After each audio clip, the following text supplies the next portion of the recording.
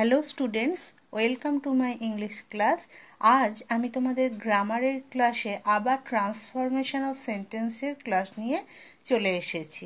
আগের ক্লাসগুলোতে দুটো ট্রান্সফরমেশন অফ সেন্টেন্সের ক্লাসে আমি একটাতে আলোচনা করেছিলাম অ্যাফার্মেটিভ থেকে নেগেটিভে যাওয়া বা নেগেটিভ থেকে অ্যাফার্মেটিভে যাওয়ার বিভিন্ন রকম পদ্ধতি, এবং পরের ক্লাসটিতে আমি সিম্পল থেকে কমপ্লেক্স সেন্টেন্সে যাওয়ার বিভিন্ন রকম নিয়ম সম্পর্কে আলোচনা করেছি।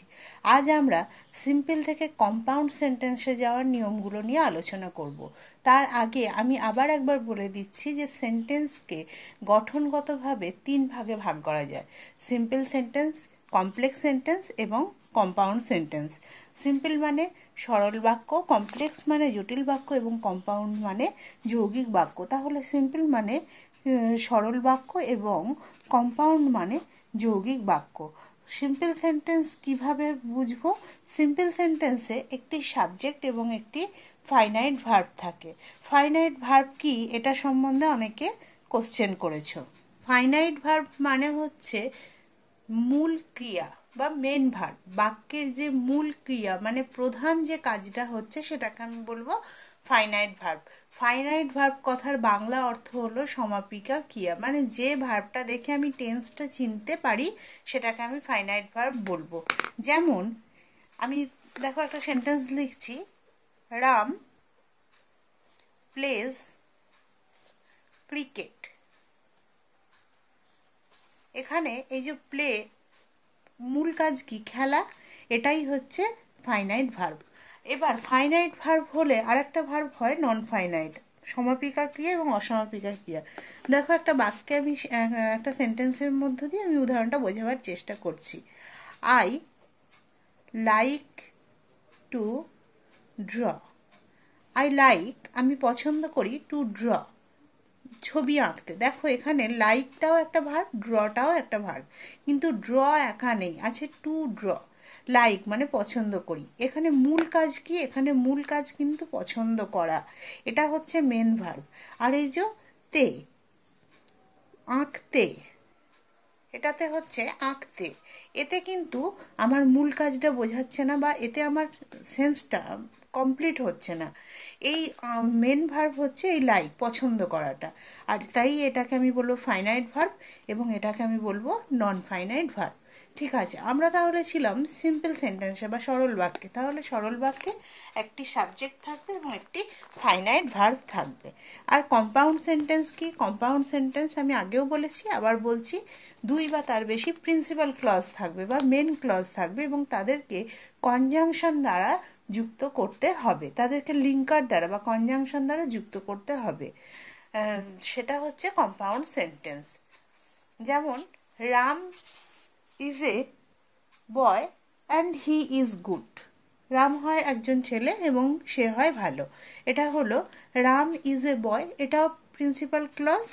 আমি লিখছি, দেখো, Ram is a boy and he is good. Ram is a boy, এই ক্লজটা আলাদা অস্তিত্ব আছে, অ্যান্ড হি ইজ গুড এই ক্লজটারও আলাদা অস্তিত্ব আছে, এবং অ্যান্ড কনজাংশন দ্বারা এরা যুক্ত হয়েছে। তাই এই পুরো সেন্টেন্সটাকে আমি বলবো কম্পাউন্ড সেন্টেন্স। তাহলে কম্পাউন্ড সেন্টেন্সগুলো যে অব্যয় দিয়ে বা যে কনজাংশন দ্বারা যুক্ত করা হয়, আমি সেই কনজাংশনগুলো সম্পর্কে একটু আলোচনা করছি। সেই কনজাংশনগুলো আমি তোমাদের দেখাচ্ছি, তারপরে সেগুলোকে কিভাবে আমরা সেন্টেন্সে ব্যবহার করব সেগুলো পরে দেখাবো। দেখো, 4 রকমের কনজাংশন আছে। কিউমুলেটিভ কনজাংশন, প্রথমে by using cumulative conjunction. Cumulative conjunction মানে সংযোজক অব্যয়, মানে দুটোকে যুক্ত করা হবে। And, Ram is a boy and he is good. And মানে এবং, অলসো তার সঙ্গে, both and, as well as, not only but also, এগুলোকে বলা হয় কিউমুলেটিভ কনজাংশন বা সংযোজক অব্যয়। এই দিয়ে আমি দুটো ক্লজকে, দুটো প্রিন্সিপাল ক্লজকে জয়েন করে কম্পাউন্ড সেন্টেন্সে পরিণত করতে পারি। এরপরে by using adversative conjunction. By using adversative conjunction মানে বৈপরীত্য সূচক অব্যয়। ওই বৈপরীত্য সূচক মানে দুটোর মধ্যে বিপরীত অবস্থা বোঝাবে। যেমন বাট, বাট মানে কি? কিন্তু, আমরা জানি বাট মানে কিন্তু। স্টিল তথাপি। ইয়েট মানে তবুও। নেভারদিলেস মানে তা সত্ত্বেও। নেভারদিলেস মানে তা সত্ত্বেও, হাউএভার মানে যাই হোক, অনলি মানে শুধুমাত্র। এগুলো হচ্ছে অ্যাডভার্সেটিভ কনজাংশন দ্বারা, এগুলো অ্যাডভার্সেটিভ কনজাংশন, এই দ্বারা আমরা দুটো ক্লজকে জয়েন করে একটা কম্পাউন্ড সেন্টেন্স তৈরি করতে পারি। যেমন Ram is poor but he is honest. Ram হয় গরিব কিন্তু সে হয় সৎ। দুটো বিপরীত, গরিব আবার সৎ, দুটো বিপরীত অবস্থা। তাদেরকে যখন সেই ক্লজ দুটোকে যুক্ত করছি তখন আমি বৈপরীত্য সূচক অব্যয় বা অ্যাডভার্সেটিভ কনজাংশন ব্যবহার করব, যেমন বাট, স্টিল, ইয়েট ইত্যাদি। এরপরে দেখো কি আছে, by using alternative conjunction. Alternative conjunction মানে বিকল্পবাচক, এটা না হয় ওটা, হয় এটা না হয় ওটা। Either he is mad or he is well. Either he is mad or he is well. এক সে পাগল না হয় সে সুস্থ, এক এটা না হয় সেটা। Either you will come or I will go. এক তুমি আসবে অথবা আমি যাব, যে কোনো একটা হবে, বিকল্পবাচক, তাকে বলা হয় alternative conjunction.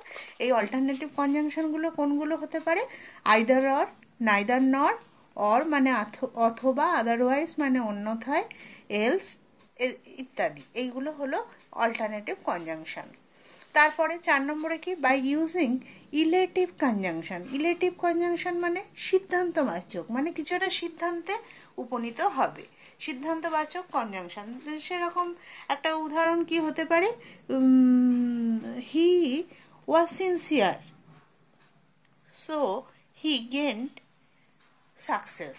He was sincere, সে ছিল সিনসিয়ার, সো সুতরাং হি গেন্ড সাকসেস, তাই সে সফলতা অর্জন করেছিল। এই ধরনের ইলেটিভ কনজাংশন কোনগুলো, দেয়ারফর, দেন, সো, ফর, এট্রেসা। ফর মানে জন্যও যেমন হয়, ফর মানে তেমনি কারণও হয়, সো মানে সুতরাং।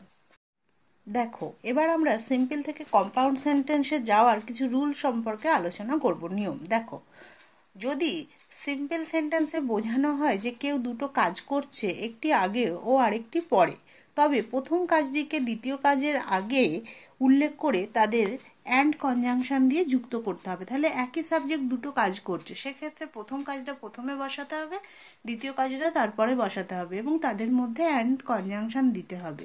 এবং দ্বিতীয় কাজে যে টেন্সের উল্লেখ আছে সেন্টেন্সে, সেই টেন্স ব্যবহার করতে হবে। দেখো প্রথম এক্সাম্পলটা দেখো, coming home he began to work. Coming home বাড়ি এসে, হি বিগ্যান টু ওয়ার্ক সে কাজ করতে শুরু করেছিল। তাহলে বাড়ি আসার কাজটা কে করেছে, সে। কাজ করাটাও সে শুরু করেছে, কাজ শুরু করেছে কে, সে। দুটোই একই সাবজেক্ট, হি।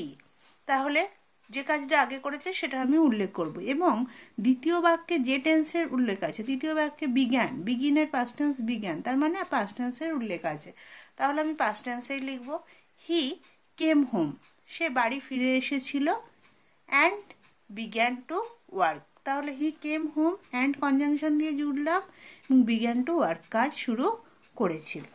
পরেরটা দেখো, going to school she will do the class. Going to school she will do the class. স্কুলে গিয়ে সে ক্লাস করবে। কোন টেন্স আছে, ফিউচার টেন্স আছে। তাহলে আমাকে পুরো সেন্টেন্সটাকে ফিউচারে, স্কুলে যাওয়ার কাজটাও সে করবে, ক্লাস করার কাজটাও সে করবে। তাহলে যে কাজটা আগে হবে, স্কুলে যাওয়ার কাজটা আগে হবে, তাহলে she will go to the school সে স্কুলে যাবে, and will do the class এবং ক্লাস করবে। তারপরটা দেখো, opening the gate the man came in. গেটটা খুলে দ্য ম্যান কেম ইন লোকটা ভিতরে এলো। এখানে গেট খোলার কাজটাও ওই ম্যানটা করলো, লোকটা করলো, এবং ভিতরে আসার কাজটাও ওই লোকটাই করলো। তাহলে যে কাজটা আগে হয়েছে সেটা, আর যে টেন্সের ব্যবহার আছে কেম, এটা পাস্ট টেন্স, কামের পাস্ট টেন্স কেম, তাই পাস্ট টেন্সে আছে, তাই পুরো সেন্টেন্সটাকে আমাকে পাস্ট টেন্সে লিখতে হবে। তাহলে কি লিখবো, the man open the gate and came in ভিতরে এলো। যে কাজটা আগে হয়েছে গেট খোলার কাজ, the man open the gate and came in. ঠিক আছে, পরেরটা দেখো, going to the garden Tukai saw a red rose. Going to the garden মানে বাগানে গিয়ে টুকাই দেখলো একটা লাল গোলাপ। তাহলে কি হয়েছে, কোন কাজটা আগে হয়েছে, টুকাই আগে বাগানে গিয়েছে। তাহলে সাবজেক্টকে টুকাই টুকাই গিয়েছিল পাস্ট টেন্সে, যেহেতু স পাস্ট টেন্স আছে, সি এর পাস্ট টেন্স স, তাই পাস্ট টেন্সে Tukai went to the garden. এবার কি করব, অ্যান্ড বসাবো, অ্যান্ড স এ রেড রোজ।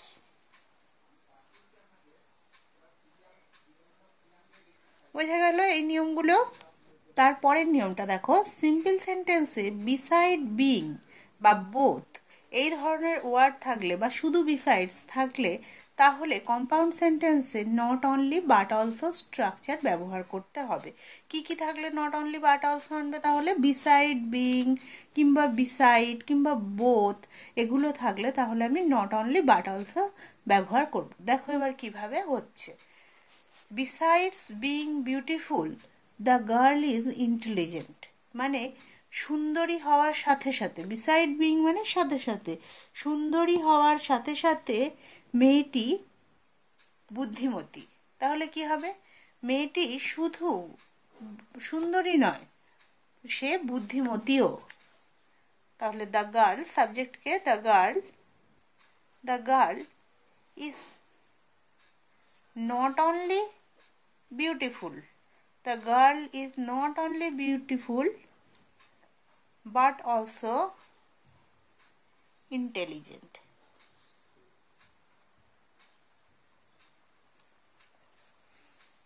তারপরটা, he is both tall and strong. আমি বলেছি বোথ থাকলেও নট অনলি বাট অলসো, সে উভয়ই টল অ্যান্ড স্ট্রং, লম্বা এবং শক্তিশালী দুটোই।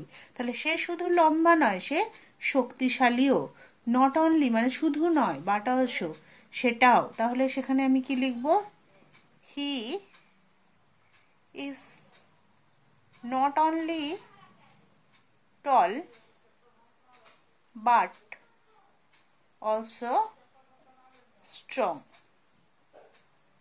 তারপরটা দেখো, besides giving us advice he helped us with money. Besides giving us advice, advice মানে উপদেশ, সে উপদেশ দেওয়ার সাথে সাথে হি হেল্পড আস, সে আমাদেরকে সাহায্য করেছিল উইথ মানি, সে আমাদের টাকা দিয়ে সাহায্য করেছিল। তার মানে কি হবে তাহলে, সে শুধু আমাদের উপদেশ দেয়নি, সে আমাদের টাকা দিয়েও সাহায্য করেছিল। তাহলে হি নট অনলি, এখানেও তোমরা তাহলে টেন্সটা খেয়াল করে নাও, টেন্সটা কি আছে, হেল্প কোন টেন্সে আছে, পাস্ট টেন্সে আছে। তাহলে পুরো সেন্টেন্সটা আমার পাস্ট টেন্সে। He not only gave us advice but also helped us with money. তাহলে শুধু আমাদের উপদেশ দেয়নি, টাকা দিয়েও সাহায্য করেছিল।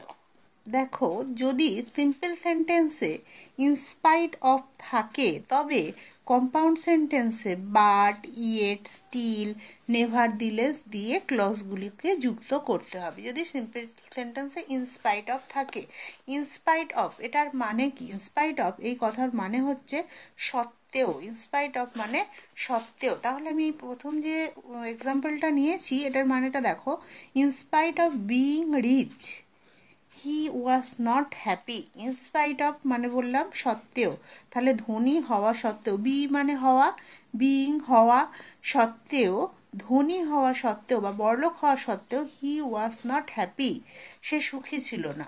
তাহলে আমি কি বলবো, কম্পাউন্ড সেন্টেন্স কি দিয়ে করব, বাট দিয়ে। তাহলে সেক্ষেত্রে আমি কি করব, সত্ত্বেও, ধনী হওয়া সত্ত্বেও সে সুখী ছিল না। তাহলে সে ধনী ছিল কিন্তু সুখী ছিল না। তাহলে কম্পাউন্ড সেন্টেন্সে আমি কি লিখব, he was rich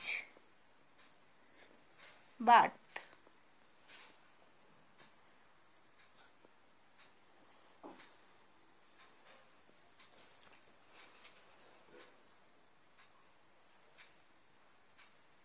he was not happy. He was rich, সে ধনী ছিল, but he was not happy, সে সুখী ছিল না। এটাকেই কমপ্লেক্সে গেলে আমি কি করব, এই উদাহরণটা, এই এক্সাম্পলটা দিয়ে বিশেষত পরীক্ষাতে অনেক সময় আসে বলে আমি এর কমপ্লেক্সটাও একটু বলে দিচ্ছি, ভালো করে দেখার চেষ্টা করো। এই ইনস্পাইট অফ দেয়া থাকলে কমপ্লেক্সে হবে কি দো। আমি যখন সিম্পল থেকে কমপ্লেক্সে গেছি সেখানেও আমি বলেছিলাম এটার এই নিয়মটা। ইনস্পাইট অফ থাকলে তার জায়গা হবে দো, দো মানে যদিও। সেক্ষেত্রে আমি কি বলবো, যদিও সে ধনী ছিল সে সুখী ছিল না। দো হি ওয়াজ রিচ, দো হি ওয়াজ রিচ কমা দিয়ে হি ওয়াজ নট হ্যাপি। বোঝা গেল একই বাক্য, সে ধনী হওয়া সত্ত্বেও সুখী নয়। সেটাকে কমপ্লেক্সে গেলে কি, যদিও সে ধনী সে সুখী নয়।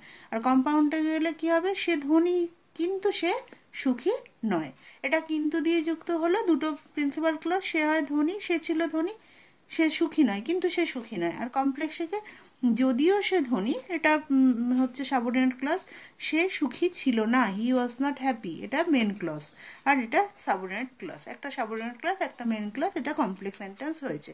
তাহলে ইনস্পাইট অফ থাকলে আমি কমপ্লেক্স করার সময় দো দিয়ে করব, এবং কম্পাউন্ড করার সময় বাট দিয়ে দুটো প্রিন্সিপাল ক্লজকে জয়েন করব। তারপরটা দেখো, in spite of his poverty the postman never neglects his duty. তার দারিদ্রতা সত্ত্বেও পোস্টম্যান তার কর্তব্যে কখনো অবহেলা করে না। আচ্ছা, তাহলে ইনস্পাইট অফ সত্ত্বেও, তাহলে সেটাকে আমি ঠিক একইভাবে করব, কিন্তু আমি এখানে টেন্সটা দেখে নিলাম, নেগলেক্টস আছে, তাহলে এটা কোন টেন্স আছে, প্রেজেন্ট টেন্স। তাহলে ইনস্পাইট অফ হিজ পোভার্টি, তার দারিদ্রতা সত্ত্বেও, তাহলে আমি সেটাকে কি লিখব, সে দরিদ্র, সে হয় দরিদ্র, হি ইজ পোর। এটাকে আমি কিন্তু হি ওয়াজ পোর দেব না, যেহেতু আমার সেন্টেন্সটা প্রেজেন্ট টেন্সে আছে। তাহলে হি ইজ পোর, কিন্তু বাট, সরি হি হবে না, দ্য পোস্টম্যান, এখানে আমি দ্য পোস্টম্যান কথাটা আগে দিয়ে দেব। The postman is poor but he never neglects his duty. The postman is poor but he never neglects his duty. তারপরটা দেখো, তাহলে এটাকে যদি আমি কমপ্লেক্সে করতাম তাহলে আমার কি হতো, যেহেতু ইনস্পাইট অফ দিয়ে, তাহলে কি হতো, though, though the postman is poor comma দিয়ে he never neglects his duty, যদিও পোস্টম্যানটা পোর। আচ্ছা, in spite of knowing the truth, in spite of সত্ত্বেও, নোয়িং দ্য ট্রুথ সত্যিটা জানা সত্ত্বেও, আই ডিড নট স্পিক আমি কথা বলিনি। তাহলে আমি সত্যিটা, ডিড নট আছে পাস্ট টেন্স, তার মানে আমি সত্যিটা জানতাম তবু আমি কথা বলিনি, বা কিন্তু আমি কথা বলিনি, এরকমটাও হতে পারে। তাহলে আমি এটা তবু দিয়ে, তবু মানে কি ইয়েট, ওয়াই ইটি, তাহলে আই নিউ, পাস্ট টেন্স করবো যেহেতু পাস্ট টেন্সে আছে, I knew the truth, yet I did not speak. I knew the truth, yet I did not speak. পরেরটা, in spite of her wealth, she is unhappy. তার সম্পত্তি সত্ত্বেও, মানে তার সম্পত্তি থাকা সত্ত্বেও, সি ইজ আনহ্যাপি সে হয় অসুখী। তাহলে ইজ আছে প্রেজেন্ট টেন্স, তাহলে কি হবে, সি ইজ ওয়েলদি সে বিত্তবান। মানে এখানে এটা নাউন ফর্ম আছে সব জায়গাতেই, এখানে কিন্তু আমি যখন কম্পাউন্ডে নিয়ে যাব এটাকে আমায় অ্যাডজেক্টিভ ফর্মে নিয়ে আসতে হবে। দেখো এখানে প্রভার্টি নাউন ফর্ম ছিল, তার অ্যাডজেক্টিভ ফর্ম আমি এনেছি পোর। এখানে ওয়েলথ সম্পদ বা সম্পত্তি, এটা নাউন ফর্মে আছে, ওয়েলদি মানে বিত্তবান, তার adjective form. She is wealthy but she is unhappy. তারপর রুল 4, দেখো যদি সিম্পল সেন্টেন্সে মাস্ট থাকে তবে অর বা আদারওয়াইজ দিয়ে করতে হবে, জেনারেলি শেষের সেন্টেন্সটা নেগেটিভ হয়ে যাবে। তাহলে অর মানে কি অথবা, আদারওয়াইজ মানে অন্যথায়, দুটো প্রায় কাছাকাছি মানে। ইউ মাস্ট, তাহলে কি থাকতে হবে সেন্টেন্সে, মাস্ট থাকতে হবে। ইউ মাস্ট স্টাডি, তুমি অবশ্যই পড়াশোনা করবে, টু গেট গুড মার্কস। ভালো নম্বর পেতে। তাহলে ভালো নম্বর পাওয়ার জন্য তুমি অবশ্যই পড়াশোনা করবে। তাহলে সেক্ষেত্রে কী হবে, শেষের সেন্টেন্সটা আবার নেগেটিভ হয়ে যাবে। তাহলে প্রথম সেন্টেন্সটা আমি লিখি, ইউ মাস্ট স্টাডি অর, অথবা তুমি ভালো মার্ক পাবে না, অথবা you will not get, negative করব, you will not get good marks. ভালো পড়াশোনা করবে অথবা তুমি ভালো তুমি পড়াশোনা করবে অথবা তুমি ভালো নাম্বার পাবে না। পরের সেন্টেন্স দেখো, you must avoid smoking to live longer. তুমি অবশ্যই অ্যাভয়েড স্মোকিং এড়িয়ে চলবে, মানে স্মোক করবে না, তুমি অবশ্যই স্মোকিং ত্যাগ করবে। টু লিভ লঙ্গার মানে দীর্ঘজীবী হতে, তাহলে তুমি স্মোকিং ত্যাগ করবে অথবা তুমি দীর্ঘজীবী হবে না। You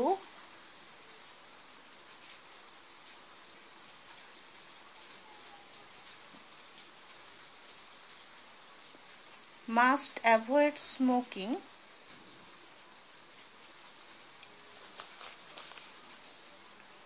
or you will not live longer। তারপরটা, you must avoid fat to lose weight. তুমি অবশ্যই ফ্যাট দূর করবে, শরীর থেকে মেদ দূর করবে, টু লস ওয়েট মানে তোমার ওজন কমানোর জন্য। তাহলে তুমি ওজন মেদ দূর করবে, মানে অন্যথায় তোমার ওজন কমবে না। You must avoid fat or বা আদারওয়াইজ, যে কোনো একটাই বসাতে পারি, otherwise you will not lose weight. তারপরটা, হি মাস্ট রান ফাস্ট, সে অবশ্যই জোরে দৌড়বে, টু উইন দ্য রেস, রেসে জিততে। তাহলে সে অবশ্যই জোরে দৌড়বে অথবা সে রেসে জিতবে না। এগুলো সবই নেগেটিভও হবে এবং শেষের সেন্টেন্সটা ফিউচারে হয়ে যাবে। হি must run fast or he will not win the race. দেখো বলছে, যদি সিম্পল সেন্টেন্সে টু থাকে, যদি সিম্পল সেন্টেন্সে টু থাকে এবং এর আগে কোনো কাজ করার ফলাফল থাকে এবং পরে কারণ থাকে, তবে কম্পাউন্ড সেন্টেন্সে অ্যান্ড ব্যবহার হবে। দেখো, she came here to meet me, সে এখানে এসেছিল, টু মিট মি মানে আমার সঙ্গে দেখা করতে। আর দুটো ক্লজকেই আমি একই টেন্সে নিয়ে যাব। তাহলে সে এখানে এসেছিল এবং আমার সাথে সাক্ষাৎ করেছিল। তাহলে সি কেম হেয়ার, সে এখানে এসেছিল, অ্যান্ড মেট মি না আমার সঙ্গে সাক্ষাৎ করেছিল। দুবারই একই সাবজেক্ট সি, তাই সি আর লেখা হলো না। She came here and met me. পরের sentence, she studied hard to get good marks, সে কঠিন পরিশ্রম করেছিল, টু গেট গুড মার্কস ভালো মার্কস পেতে। তাহলে কি হবে, সে কঠিন পরিশ্রম করেছিল এবং ভালো মার্কস পেয়েছিল। She studied hard and get, যেহেতু আমি এটা পাস্ট টেন্সে তাই গেটের past tense, and got good marks. তারপরটা, he ran away to avoid punishment, সে পালিয়েছিল, র্যান অ্যাওয়ে মানে পালিয়েছিল, টু অ্যাভয়েড পানিশমেন্ট মানে শাস্তি এড়িয়ে চলতে, মানে শাস্তির হাত থেকে রেহাই পেতে। তাহলে সে পালিয়ে গিয়েছিল, র্যান অ্যাওয়ে পাস্ট টেন্স, তাহলে পুরো সেন্টেন্স আমি পাস্ট টেন্সে করব।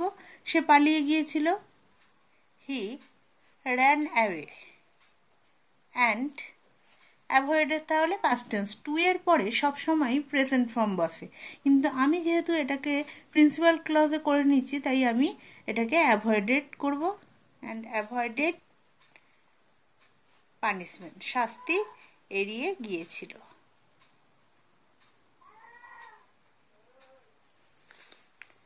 এবার দেখো 6 নম্বর রুলে কি বলেছে, যদি সিম্পল সেন্টেন্সে ফর থাকে এবং এর আগে কোনো কাজ করার ফলাফল থাকে এবং পরে কারণ থাকে, তাহলে কম্পাউন্ড সেন্টেন্সে সো, দেয়ার ফর ইত্যাদি থাকবে এবং আগে কারণটি আর পরে কাজটির ফলাফলটা বসবে। ধরো সিম্পল সেন্টেন্সে ফর আছে, এর আগে কাজ করার ফলাফল, the boss প্রেইজড him for his hard work. তার ফলাফলটা কোনটা, বস তার প্রশংসা করেছিল, দ্য বস প্রেইজড হিম, এটা ফলাফল, এটা আগে আছে, ফর দেওয়া আছে এবং পরে কারণটা আছে, কারণটা কি, হিজ হার্ড ওয়ার্ক, তার কঠিন পরিশ্রমের জন্য। তাহলে সেক্ষেত্রে কি বলেছে, কম্পাউন্ড সেন্টেন্সে শো বা দেয়ারফোর থাকবে এবং আগে কারণটা বসবে এবং পরে কাজ করার ফলাফল, মানে সেন্টেন্সটা ঘুরে যাবে। তাহলে হিজ হার্ড ওয়ার্কটা আগে চলে আসবে, তাহলে কি হবে, হি ওয়ার্কড হার্ড, সে কঠিন পরিশ্রম করেছিল। সুতরাং দ্য বস, কিন্তু সবসময় খেয়াল করবে যেন সেন্টেন্সটা একই টেন্স মেনটেন করে। প্রেইজড পাস্ট টেন্স আছে, তাই আমাকে এখানে পাস্ট টেন্সই করতে হলো। So the boss প্রেইজড him. I was pleased with him, আমি তার ওপর সন্তুষ্ট ছিলাম। ফর হিজ অনেস্টি, তার সততার জন্য। তাহলে কোনটা ফলাফল, ফলাফল এটা, I was pleased with him, আমি তার ওপর সন্তুষ্ট ছিলাম, আর কারণটা কি, হিজ অনেস্টি, তার সততা। তাহলে হিজ অনেস্টি, এই ক্লজটাকে আমি মেন ক্লজে ট্রান্সফার করব কিভাবে, হি ওয়াজ অনেস্টি, ইজ কেন দিলাম না, এখানে প্লিজটা, ওয়াজ প্লিজড আছে মানে পাস্ট টেন্সে আছে, তাহলে কি হবে, হি ওয়াজ অনেস্ট, সে ছিল সৎ। হি ওয়াজ অনেস্ট। শো বা দেয়ারফোর,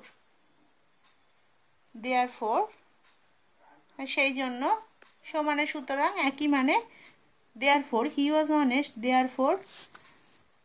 এবার ফলাফলটা কি, I was pleased with him.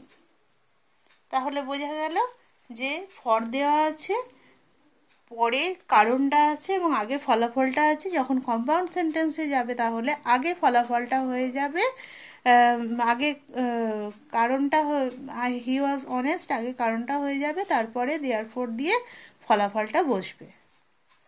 এরপরের সেন্টেন্স দেখো, he was punished for disobeying his superior, তাকে শাস্তি দেওয়া হয়েছিল। হি ওয়াজ পানিশড প্যাসিভ ভয়েসে আছে, তাকে শাস্তি দেওয়া হয়েছিল, ফর কারণ, ডিসওবেইং হিজ সুপিরিয়র, ডিসওবেইং মানে অমান্য করা, হিজ সুপিরিয়র তার ঊর্ধ্বতনকে অমান্য করার জন্য। তাহলে এটা ফলাফল, হি ওয়াজ পানিশড, আর কারণটা কি, সে ডিসওবে করেছিল, অমান্য করেছিল তার সুপিরিয়রকে, তাহলে কারণটা আগে বসবে। তাহলে কি হবে, ওই পাস্ট টেন্সে দেবো, কেন, পানিশ দেখো পাস্ট টেন্সে আছে, তাহলে হি ডিসওবেড his superior, so he was punished.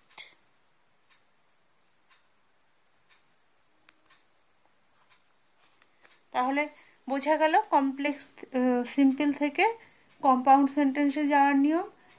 এই পর্যন্ত ট্রান্সফরমেশন অফ সেন্টেন্সের ভিডিওতে আমি নেগেটিভ থেকে অ্যাফার্মেটিভ থেকে নেগেটিভ যাওয়ার বিভিন্ন রুলস সম্পর্কে আলোচনা করেছি এবং সিম্পল থেকে কমপ্লেক্স সেন্টেন্সে যাওয়া দেখিয়েছি বিভিন্ন ক্লজের সাহায্যে, এবং সিম্পল থেকে আজ কম্পাউন্ড সেন্টেন্সে যাওয়া আলোচনা করা হলো। পরের সেন্টেন্সগুলোতেও ট্রান্সফরমেশন অফ সেন্টেন্স আলোচনা করা হবে পরের ক্লাসগুলোতেও।